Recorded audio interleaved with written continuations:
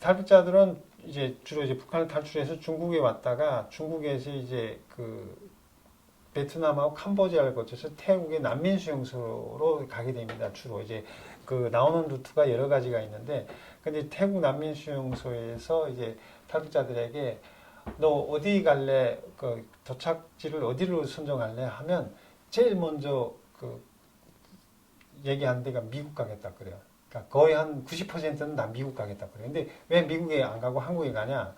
미국 가려면 최소한 한 2년에서 5년을 기다려야 돼요. 그 순서를 기다려면. 왜냐면 태국 수용소에서 뭐 우리만 있는 게 아니고 뭐 방글라데시 무슨 그 내전이나 그 동남아에서 이제 뭐 이제 이런 국가들 버마라든가 이런 데서 온 사람들이 굉장히 많거든요. 그러니까 그 사람들은 다 미국 가겠다 그래요. 그러니까 그 순서를 그렇다고 미국이 뭐 한정없이 받아주는 것도 아니고 그 쿼터를 줘서 이제 받게 되는데 그 쿼터 안에 들어가려면 몇 년씩 기다려야 돼요. 최소한 2년은 기다려야 돼요. 근데 이제 한국은 내가 가겠다, 한국에 가겠다. 그러면 한국 정부는 100% 수용을 해주니까 길어야 한 뭐 5달, 뭐 오래 걸린다고 해봐야 한 6달 아니면 이제 거기서 이제 한국으로 갈 수 있거든요. 그러니까 거기서 또 이제 계속 공고를 해요. 야, 너 그러지 말고 너 한국 가면 쉬우니까. 왜냐면 예를 들어서 방글라데시 사람이 한국 가겠다면 안 받아주거든요. 근데 북한 사람이 내가 한국 가겠다면 한국 정부에서 바로 수용해 주니까. 그리고 여기에 제가 그 방글라데시에서 온 태국 수용소에서 있던 분 봤는데 18년을 있다가 왔어요. 18년을. 그러니까 거기서 이제 애 낳고 그 첫 번째 애가 다 크고서 완전 아가씨에게 돼가지고 거기서 남자를 친해가지고 그 수용소 안에서 그러니까 그만큼 그 기다리는 시간이 오래 걸리는 거예요. 그래서 미국이나 영국을 선택하지 않고, 왜냐면 너무 오래 걸리니까. 그리고 예를 들면 영국 같은 나라는 뭐 한국 탈북자만 오는 게 아니고 각 나라에서 오기 때문에 서로가 가고 싶어하는 나라고. 그래서 아마 제가 봤을 때는 탈북자들도 시간이 똑같이 걸린다면 다 한국에 가겠다는 그들이 별로 없어요. 그러니까 그 이유 중에 하나가 뭐냐면 이미 다 그쪽에서 듣고 오는 거예요. 그러니까 지금은 주로 이제 아까도 말씀드렸지만 이제 가족형 탈북이 많기 때문에 한국이 어느 정도, 그러니까 오히려 한국에서 살던 탈북자분들도 바깥에 나가려고 하는 상황이라, 그러니까 바깥이라는 게 이제 영국이나 미국으로. 내 전화 올 줄 알고. 그 한때 그 브로커들이 좀 성행을 했었는데요. 그 저도 뭐 브로커를 통해서 왔습니다만, 전 브로커 활동에 대해서 나쁘다고 그 평가를 하지 않습니다. 근데 이게 너무 상업화되는 부분에 대해서는 좀 이제 굉장히 좀 비판적으로 생각하고 있는데, 그 일단 그 우리가 올 때까지만 해도 그 한국 돈 200만 원이었어요. 그래서 지금 그 가격은, 그러니까 이제 그 브로커 비용이 대체 어떻게 발생하냐면 북한에서 중국까지 빼오는 비용, 중국에서 한국으로 오는 비용인데, 지금은 중국에서 북한으로 한국으로 오는 비용은 그렇게 안 비싸요. 그리고 교회 같은 데서 이제 그런 활동들을 많이 해줘가지고 최하 막 130만 원 정도면 와요. 그래서 일단 중국까지만 오면 중국에 와 있는 탈북자들은 어떻게 보면 루트가 잘 돼 있어요. 그래서 이제 중국에서 한국 오는 비용은 얼마 안 드는데요. 이제 돈이 많이 드는 게 이제 북한에서 중국에 오는, 이게 좀 비용이 많이 들거든요. 그래서 지금은 뭐 거의 최하 미니멈이 5천 달러라 그러더라고요. 그러니까 북한에서 중국까지 오는데, 그리고 아까 말씀드린 이제 네 가지 유형이 있는데, 그 최근에 이제 가족형 탈북자들이 많다고 했지 않습니까? 그래서 탈북 루트가 크게 5가지가 있어요. 그러니까 첫 번째는 일단은 중국을 나와야 되죠. 그러니까 중국을 나와야 되고, 그다음에 간혹 가다 어떤 경우가 있냐면 뭐 배를 통해서 이제 그 38선을 통해서 뭐 배를 통해서 오거나 아니면 그 38 철책선을 통해서 오는 그런 경우는 거의 드물고요. 한 해 한 명도 없을 거예요. 거의 그냥 진짜 드물게, 그냥 전혀 없는 건 아닙니다. 그러니까 이제 바로 이제 남쪽으로 내려온 경우가 있고, 그다음에 이제 주로 이제 중국을 통해 가서 오는데, 중국에서도 여러 가지 길이 있어요. 예를 들어서 중국에서 몽골에 가는 선이 그 몽골선이라고 그러는데요. 그러니까 몽골에 가려면 몽골에 일단 가서 몽골 국경 수비대에 잡히면 돼요.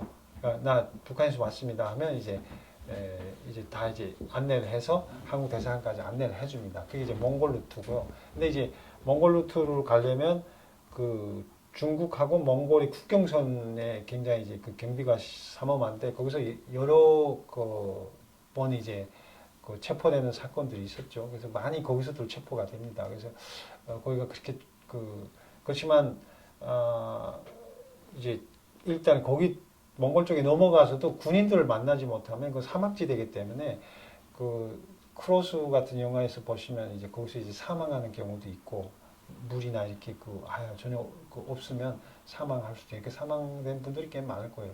몽골 루트가 그런 루트고 그 다음에 이제 다음 루트가 어떠냐면 이제 베트남을 통해서 태국으로 가는 경우가 있고요.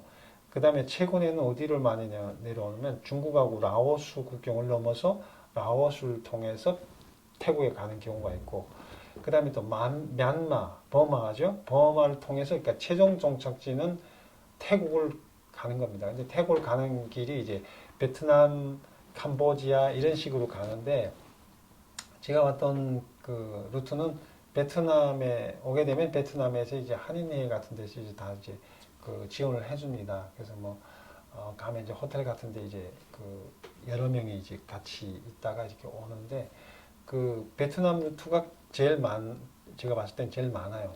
그 다음에 이제 중국에서 바로 한국으로 가는 경우가 있어요. 예를 들면 비행기라든가 배편을 이용해서 가는 경우가 있고, 그리고 간혹 가다가 이제 외국에서 러시아라든가 그다음에 이제 그 동남아 국가들의 이제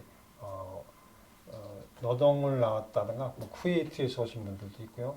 그러니까 이제 노동이나 이제 어떤 그런 무역 활동을 하러 나왔다가 이제 탈북에 오신 분들이 있고, 그래서 그런 경우까지 합하면 한 5가지 유형. 근데 어떤 분을 제가 봤었냐면 중국에 북한의 여권을 떼고 왔다가 그 탈북한 경우를 봤습니다. 근데 이분이 뭘 잘 몰랐었냐면 북한에서 중국까지는 여권을 내고 왔으니까 아무 문제 없이 뭐 이렇게 두만강을 막 위험하게 넘어온 건 아니지 않습니까? 그리고 이분한테 이제 북한 여권이 있었습니다. 근데 이분이 뭘 몰랐냐면 그 여권을 가지면 사실 어떻게 할 수도 있냐면 티켓을 바로 떼면 돼요. 티켓을 떼가지고 그분이 몰랐던 게 이런 겁니다.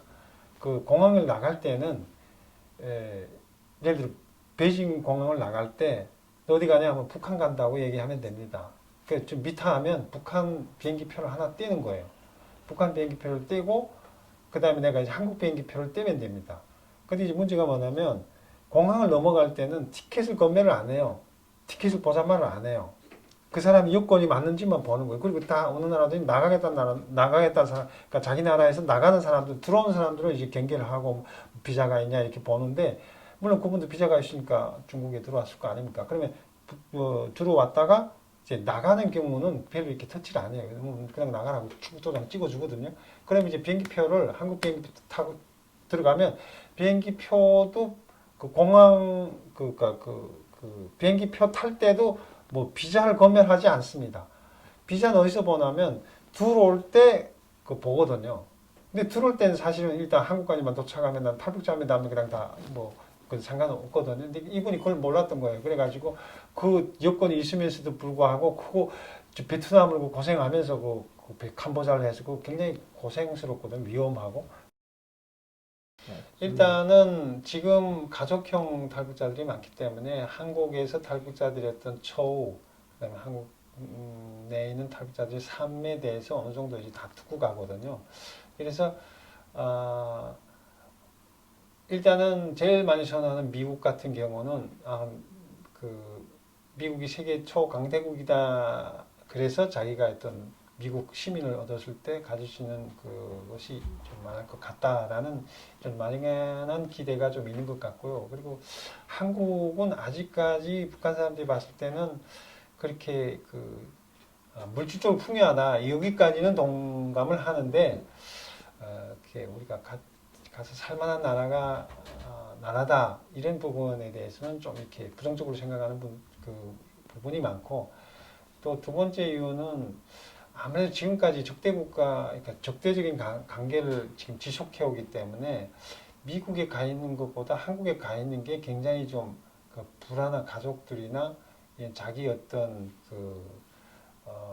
어떤 그, 어떤 안보에 좀 불안하다는 생각을 갖고 있어요. 자기 어떤 그런 누가 와서 한국에 있는 뭐 북한 스파이들이 와서 이제 자기를 해치지 않을까.